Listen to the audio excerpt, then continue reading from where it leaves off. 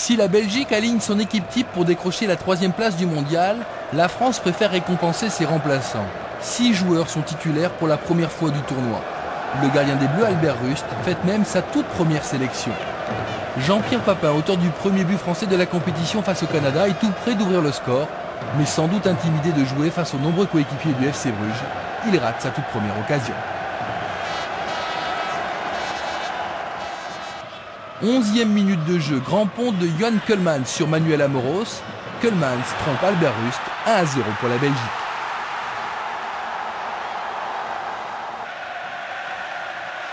Les Français égalisent quelques instants plus tard à la suite de ce centre de Tigana, mais le but est logiquement refusé pour une main de Bibard.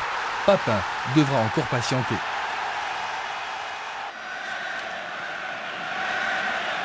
À la 20e minute, les Belges ont l'occasion de faire le break, mais la tête de Daniel Veit passe au-dessus des buts de Rust. 7 minutes plus tard, joli travail de Bruno Bellone, et c'est Jean-Marc Ferreri qui d'une frappe sèche sous la barre égalise.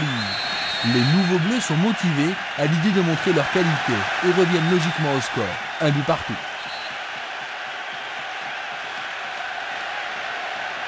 À la demi-heure de jeu, c'est la Belgique qui a l'occasion de prendre l'avantage.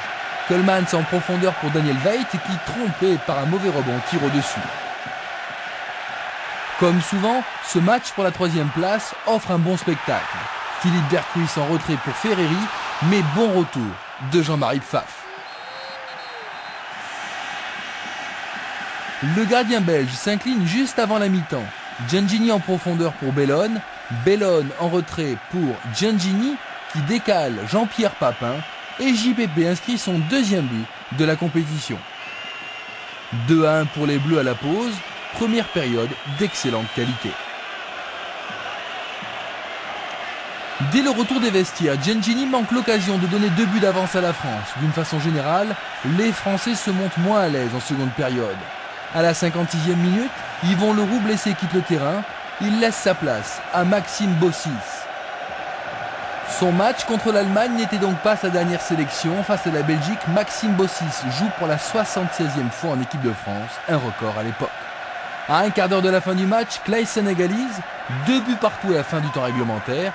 La médaille de bronze va donc se jouer durant la prolongation.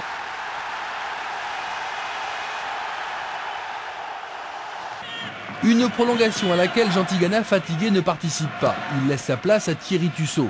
Jean-Marie Pfaff, lui, a le sourire. Pourtant, il va encaisser 2 buts en 7 minutes.